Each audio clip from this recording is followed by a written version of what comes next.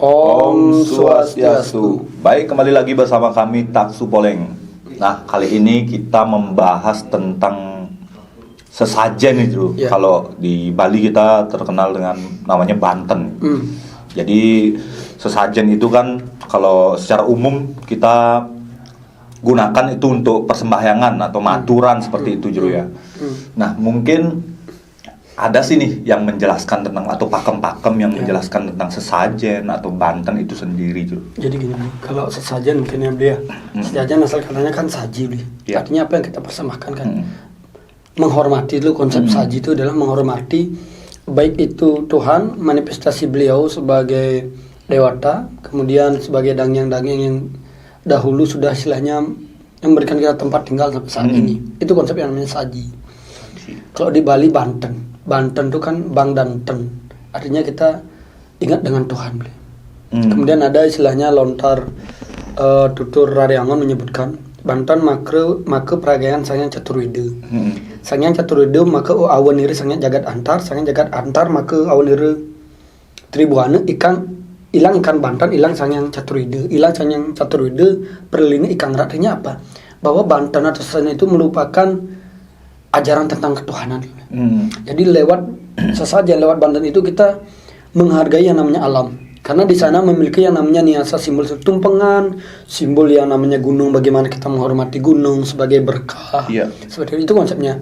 Kemudian apabila Banten itu hilang, apabila sesajen itu dihilangkan, maka ajaran ketuhanan itu akan hilang. Dalam konsep ajaran ketuhanan adalah cinta kasih, ulas asih. Jadi kita berbicara masalah universal, cinta kasih, ulas. Apabila ajaran cinta kasih itu sudah tidak ada di muka bumi ini, awanire perlini ikan artinya hancurlah dunia ini.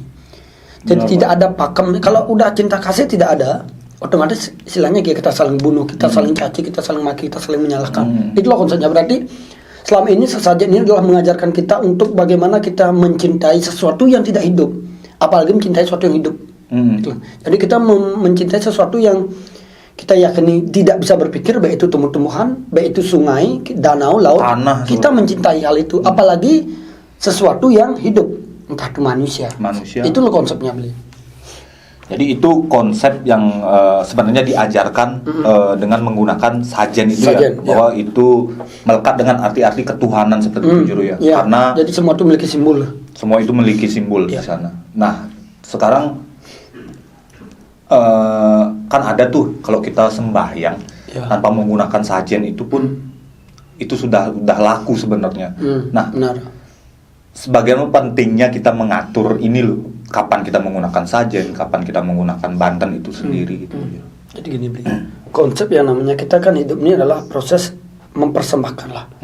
Apapun yang kita punya sudah seyogianya kita persembahkan kepada semesta ini. Seandainya kita belum punya, tidak menghalangi niat kita untuk berdoa Bli.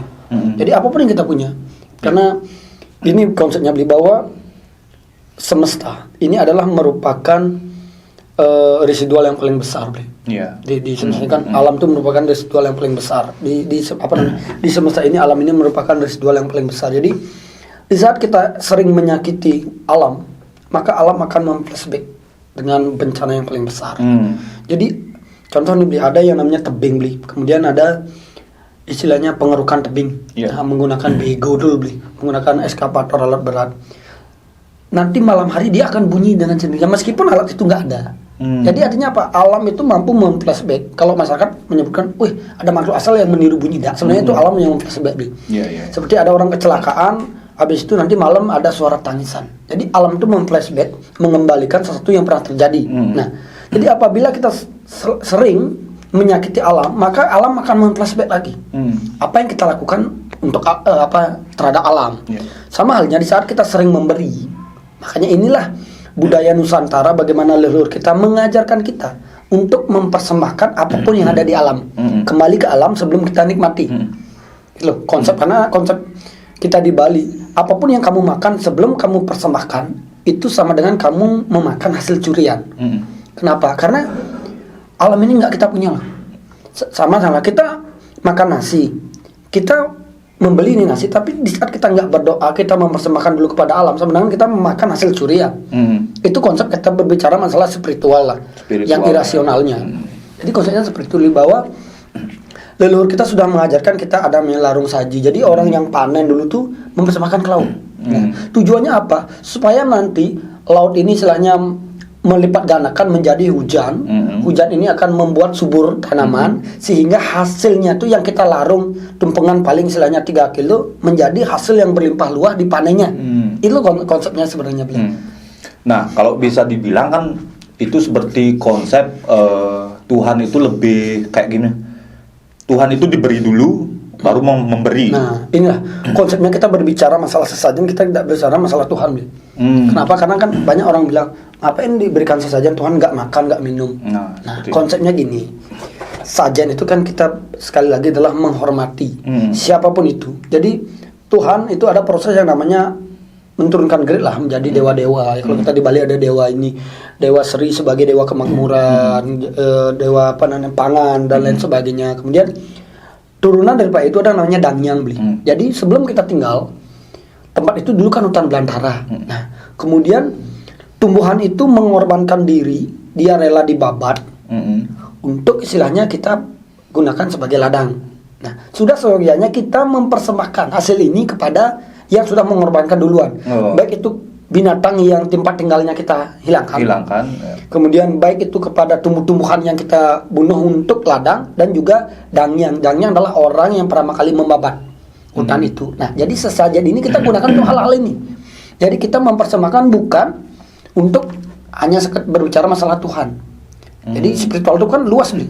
Enggak hanya satu titik Tuhan beli, tapi ada dewanya, ada Dangyangnya, ada istilahnya beliau-beliau yang memang entah itu lembut, yang memang memiliki sifat-sifat positif seperti itu. Itu konsepnya yang harus kita lakukan. Sama halnya ada menaruh sesajen di pohon. Kita bukan menyembah pohon, tapi kita menghormati karena pohon itu kita bisa bernapas. Lewat pohon itu istilahnya menciptakan yang namanya sumber air. Kalau pohon lebat pasti ada sumber air yang banyak. Nah, itulah konsepnya kita. Di saat kita sudah menjaga alam, maka alam akan menjaga kita. Jadi kita berada di pelukan Ibu Pertiwi loh. Jadi berbicara tentang alam kan ada sesuatu hal yang positif dan negatif yang selalu berdampingan kan seperti itu. Mungkin dengan sesajen itu seperti yang Jero jelaskan juga bagaimana kita menjaga hal negatif ini untuk menjadi hal yang lebih positif. Ya, kalau di Bali disebut dengan nyumil. Jadi buta menjadi hita. Buta itu adalah alam kekuatan alam yang sifatnya negatif menjadi hita atau sifatnya positif. Jadi sesuatu yang negatif itu diberikan sajen supaya tidak mengganggu. Gitu. Itu konsepnya. Atau malah sebaliknya kita membantu seperti yang Jero jelaskan di awal bahwa kita membuka lahan di awal banyak korban yang pasti tumbuhan, binatang seperti itu. Entah itu kita hormat juga dangyang yang mendahului kita yang membuka lahan.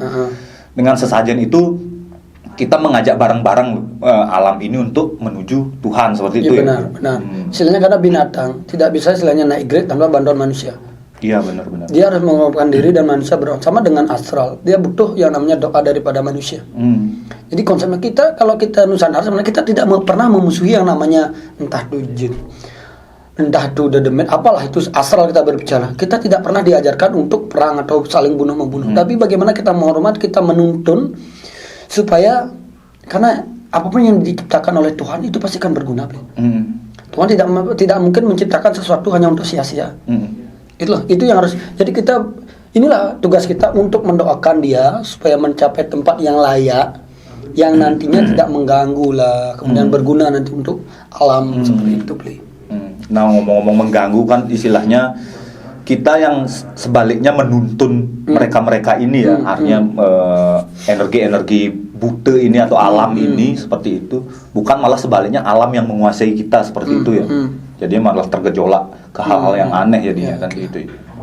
Jadi sama-sama menuju Tuhan seperti itu. Karena apalagi sekarang kan ada fenomena yang viral bahwa dulu saja diinjak-injak, ditendang di gunung apa itu beli? Di Semeru sudah viral kan udah ditangkap oknumnya itulah. Sekarang lagi ada di Alas Purwo. Nah, inilah sebenarnya beli kita sebagai orang, karena konsepnya seperti ini beli. Orang yang menghargai adat adalah orang yang beradab itu. Jadi ciri orang beradab adalah orang yang memiliki adat istiadat. Itu aturan. Kalau orang sudah nggak mau diatur, otomatis orang itu nggak beradab. Jadi aturan itu harus kita hormati loh. Dimanapun kita berada kita berhak dan harus kita menghormati alam itu loh. Entah itu ada dangyang, ada istilahnya apa namanya itu, di Bali penglingsir lah. Itu yang harus kita hormati. Terus, nah mungkin kita tidak tidak mengungkit masalah-masalah yang sudah selesai seperti itu ya. Cuma kita tetap menjelaskan bagaimana ya setidaknya kita memberikan pemahaman ke teman-teman. Jadi pang singkatan, ragu sesajen emang hanya seperti ini pelengkapnya itu kita sembahyang. Ada bagusnya kita memahami sedikit seperti ini. Nah,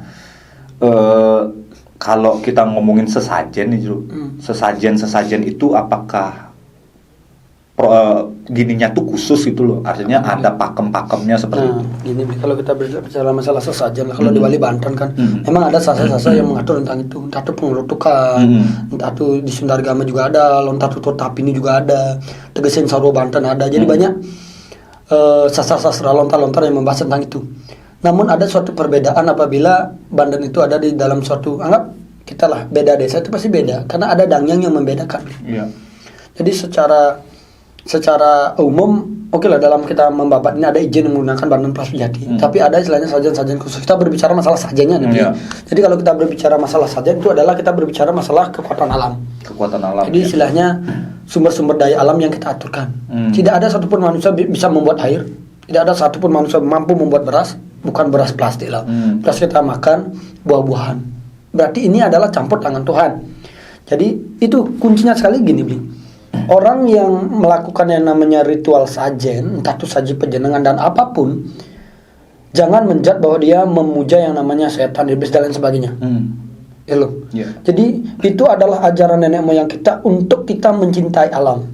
Karena dikatakan kan Tuhan itu kalau di Bali acintil tidak terpikirkan. Kalau di konsep spiritual Jawa tan keneng kinuyu upu katanya. Jadi tidak bisa terkontaminasi oleh zat-zat apapun. Jadi beliau adalah maha gaib. Maha tidak dan tidak. Bagaimana kita sebagai manusia yang memiliki kadar kesucian tidak begitu tinggi seperti para maharsi yang mendahului kita. Ini loh konsepnya. Jadi dengan kita mencintai ciptaan beliau sama dengan kita mencintai alam. Kita tidak bisa, contoh nih, kita nggak bisa langsung terwujud Tuhan, enggak. Kita harus namanya menghormati alam, menghormati orang tua, menghormati keluarga dan lain sebagainya. Sampailah nanti kita menuju kepada Tuhan. Nah, dengan dukungan inilah kita bisa menuju ke Tuhan. Karena konsepnya gini, alam yang menghidupi kita. Sebelum kita mencari Tuhan, kita harus berterima kasih kepada alam yang membimbing kita sehingga kita bisa tahu yang namanya baik dan buruknya. Karena ilmu apapun itu berasal dari alam deh. Ajaran apapun itu berasal dari alam kan. Itulah kita mengucapkan terima kasih kepada yang membesarkan kita, baru kita menuju kepada asalnya kita. Itu Tuhan. Itu. Jadi kalau ibaratnya dengan kita mencintai alam, kita dapat kemakmuran lah istilahnya seperti itu. Dengan kemakmuran kita bisa tenang. Nah dari tenang inilah kita bisa menuju Tuhan seperti itu. Benar. Jadi kalau alam nggak persahabat, contoh nih ada bencana, gimana kita mencari Tuhan? Iya benar. Gimana kita mau tenang juga seperti itu kan. Itulah konsep sesajen yang sedikiknya bisa kita jelaskan. Karena sesajen itu adalah sekali lagi itu adalah proses penghormatan. Penghormatan kita kepada entah itu tumbuhan, entah binatang. Jadi ajaran Nusantara tidak pernah mengajarkan kita untuk kompetensi saling bunuh-membunuh. Itu ajaran Nusantara. Ingat itu harus garis bawahi. Nusantara adalah mengajarkan kita hidup berbarengan dengan apapun yang ada di semesta ini. Berarti saling memberi, saling mengasihi. Nah, kalau misalnya sesajen itu dibilang sesuatu yang sesat nih, itu kan kemungkinan mungkin entah itu sesajennya yang sesat atau tujuan manusianya. Gini, kalau masalah sesajen sesat, yang nggak berani terlalu masuk ke dalam, takutnya memang ada istilahnya sasa-sasa yang menurut mereka itu ada. Tetapi dari segi pandangan yang pribadi adalah apapun itu sesajennya, apapun yang ada di semesta ini, apabila dikelola oleh orang yang salah, maka dia akan berefek salah. Jadi entah itu sesajen. Contoh nih sesajen kan ada bunga itu kan baik. Apabila bunga itu digunakan oleh dukun teluh, dukun santet, tujuannya jelek. Ya benar. Bunga untuk membunuh orang. Tetapi jika bunga itu digunakan untuk orang sembahyang, untuk mengucapkan rasa terima kasih, berdoa, maka bunga itu akan berarti memiliki simbol ketulusan. Jadi sekali lagi, apapun yang ada di semesta ini, apabila dikelola oleh orang yang salah, dia pasti salah. Jadi intinya sesajen itu adalah media juga seperti itu ya. Media, benar. Media kita untuk menghormati alam. Kenapa kita menggunakan, contoh nih, kenapa pengobatan menggunakan tumbuh-tumbuhan. Kenapa santet menggunakan tumbuh-tumbuhan? Karena inilah jawaban daripada ajaran Nusantara yang namanya Buana Agung dan Buana Alit. Tubuh manusia ini terbentuk oleh semesta. Jadi untuk kita menyakiti manusia itu menggunakan juga bahan-bahan dari semesta. Untuk mengobati manusia juga menggunakan bahan-bahan dari semesta itu. Jadi tergantung kita. Karena kelak kita mati kita akan kembali ke semesta. Terpecah energi kita untuk menjadi hal-hal itu. Iya, itulah itu. Nah, mungkin cuma, itu intinya gini, nyambung masalah sesajen dia. Kita berbicara masalah sastra lah, ada bebusa gagak akin juga cerita-cerita seperti itu, bahwa sebenarnya di saat kita makan apapun yang kita makan, kita harus mendoakan. Tujuannya apa? Supaya kita tidak memakan energi yang buruk daripada yang kita makan, beli.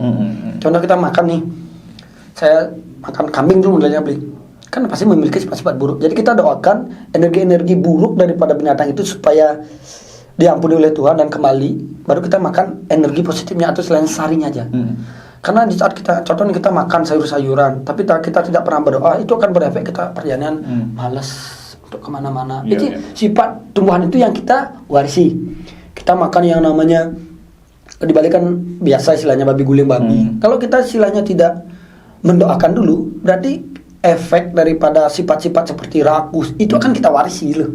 Itulah tujuannya kenapa leluhur kita mengatakan apapun yang kamu makan seyogyanya kamu persembahkan dulu, supaya kamu tidak memakan hasil curian. Karena hasil curian itu dimakan itu akan berefek kepada mental kita, psikis kita, psikologi kita gitu. Nah, seperti yang tadi dijelaskan, alam yang mempengaruhi kita jadinya seperti ya jangankan manusia, beli. Seperti siapa namanya yang di Jepang itu yang air itu didoakan dengan istilahnya pujian-pujian, kemudian dengan hujatan-hujatan disiram, jadi efeknya beda. Air yang sering didoakan, diberikan kata-kata pujian akan membuat tumbuhan itu subur. Air yang dihujat akan membuat tumbuhan itu mati. Sama halnya kita loh. Jadi saat kita memakan tanpa istilahnya ada doa-doa, itu akan berefek gitu. Saat kita makan doa loh, dalam artian kita udah mendoakan makanan kita makan, ini sari-sari energi Tuhan ini akan kita makan, sehingga itu kan membuat psikis kita menjadi kita daya ingat bagus, kita semakin mengasihi sesama, itu loh konsepnya. Nah, seperti ada tuh, dapat lihat tuh di video apa tuh kalau nggak salah, orang sains nih Jero. Dia bertanya karena kalau misalnya dia tuh nggak percaya Tuhan loh, orang sains itu kan ateis lah bisa dibilang kan. Benar, banyak. Bagaimana kamu nanti meninggal itu akan diproses seperti itu. Dia memilih untuk dikubur karena selama ini dia memakan hasil-hasil alam semesta itu. Saat dia meninggal, biarkanlah alam semesta yang memakan dia seperti itu. Ya, berarti itu secara sains. Konsepnya di Bubuk Sagagak Aking, beli. Yang saya baca itu ada 2 bersaudara, yang satu adalah dia yang adiknya veget, yang kakaknya itu adalah Bhairawa. Istilahnya makan daging, makan dan sebagainya. Di saat Dewa Siwa turun, beliau menguji. Nah, adiknya inilah dicari mau dimakan. Jadi Dewa Siwa mengutus menjadi harimau mau dimakan, adiknya nggak mau. Dalam artian apa? Tubuhku kering kerontang, aku tak pernah makan daging, nggak sehat untuk dirimu. Carilah kakakku. Saat dicari kakaknya bilang, tubuhku ini besar oleh semesta. Saat semesta memintaku, ambillah. Akhirnya kakaknya ini yang masuk surga. Jadi intinya sekali, kita jangan menjudge orang karena penampilan dia, karena perilaku dia. Kenapa? Karena tidak menutup kemungkinan orang terburuk apapun, orang terhina apapun, dia memiliki cara terindah untuk mencari Tuhannya. Benar-benar. Itu konsepnya. Banyak jalan ya. Nggak selamanya orang yang kelihatan agamais itu bagus hubungannya dengan Tuhan lah. Memang dia memuja Tuhan, tapi belum tentu Tuhan mencintai dia lah. Seperti halnya juga dengan saji ya. Itulah. Tidak semua orang yang sekarang kita lihat membawa saji, dewan-dewan atau musyrik lah atau sesat lah seperti itu. Itu sebenarnya dari tujuan niat masing-masing. Kalau memang tujuannya tulus ya itu menjadi hal positif sesaji. Kalau dia buruk ya alam akan membalas yang buruk. Jadi itulah mungkin sekali lagi kita nggak boleh menjudge apapun. Sekali lagi seperti itu di lontar itu bilang, seburuk apapun orang, sehina apapun orang, dia terkadang memiliki cara indah untuk mencari Tuhannya. Ya, benar. Nah, itu sekilas tentang penjelasan kita tentang sesaji atau Banten. Sedikitnya semoga teman-teman juga bisa paham. Kita sendiri juga menambah wawasan, menambah toleransi, menambah sudut pandang lah, perspektif kita mengenai Nusantara seperti itu. Nah, jangan lupa like, share, dan subscribe channel kita agar kita bisa terus berkarya, Akhir kata kita tutup dengan Parang Santi. Om Santi Santi Santi Om.